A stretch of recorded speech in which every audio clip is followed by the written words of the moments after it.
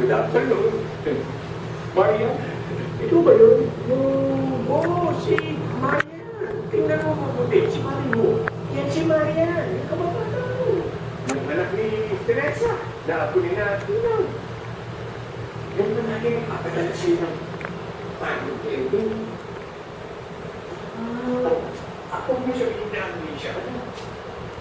Chichi, pag-iba na si Marian ngayon, dito nakita ko siya. Abay, tapos na ng pagka-teacher niya. Administrative assistant ko na siya ngayon. Sir, mabuti naman pagbigyan natin